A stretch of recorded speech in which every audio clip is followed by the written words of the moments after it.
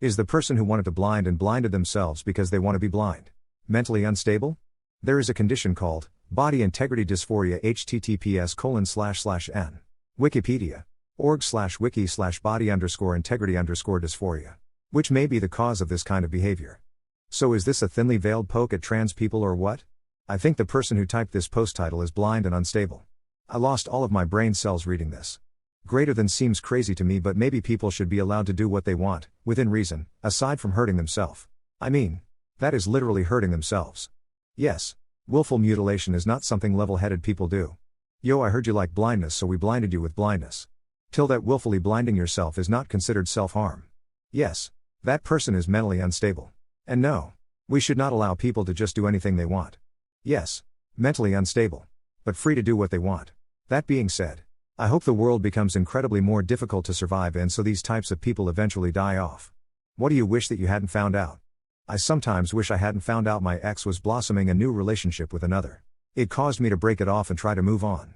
Then I find it was happening for the entire 10 years we spent together, and that really pushed me into a bad place.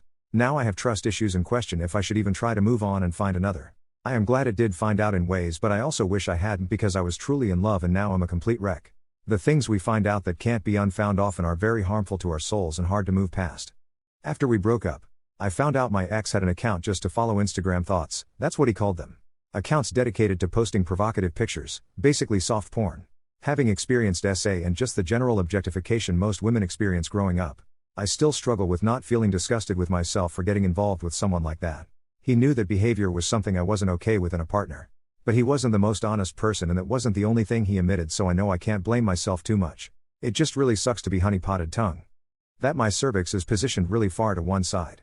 My doctor dropped it in really casually in the middle of an exam once. Oh wow. Did you know your cervix is really far to your left? No? Is that bad? No. Just interesting. I think it's fairly common, but knowing about it makes me feel weird. Like when I'm having sex, it sometimes crosses my mind and I feel really uncomfortable knowing that it's so asymmetrical in there. I don't like knowing that items are having to go in and out at an angle. I could have lived quite happily without ever having that information, although it does explain why certain angles hurt, why they always struggle to find it in pelvic exams, and why menstrual cups never worked for me.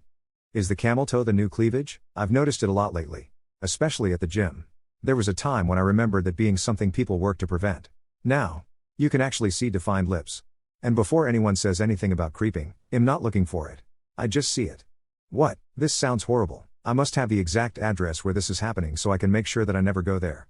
Straight guy here, gotta admit you certainly see it a lot more, and I make a point of not looking. Perhaps fashion is changing? Same concept as men with gray sweatpants? The only people comment about my pants zipper being down are women. So I don't think you just see it. But I'm not here to judge. Just don't interfere with their workout. I think the issue is some of the active leggings/shorts don't have adequate coverage in that area and are worn without undergarments. They're supposed to be worn that way.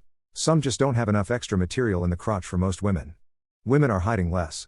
Men are looking less. Surely there is a slow change of culture going on. Bikini bottoms used to have a second layer to prevent the camel toe. Nowadays they don't. I don't think so.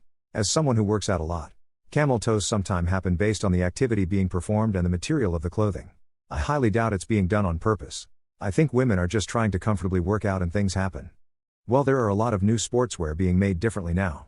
With the type of fabric combined with all the moving and sweating, it wouldn't be surprising if things got messed up down there. Also, camel toes can be painful. Defined lips, they need to let it breathe. I doubt a woman would do it on purpose, especially at the gym.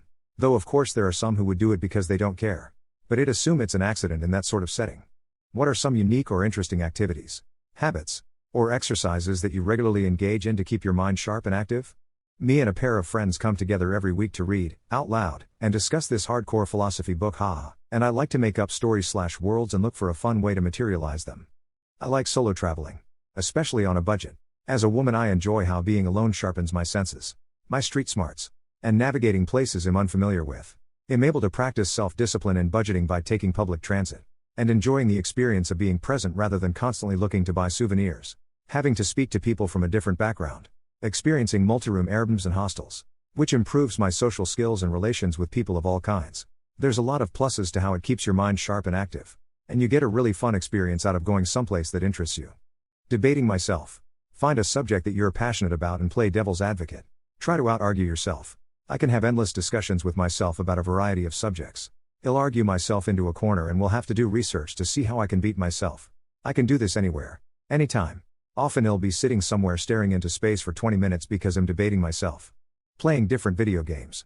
Especially ones that have complex strategies. I also do a lot of creative things. Like modeling. Playing guitar. Aquascaping. Artistic makeup. Altering clothes. I also get into deep conversations about video game design and doing analysis. Partly because I love games and it's a shared interest with my partners and friends. But I also work in the industry and it's a big part of my career.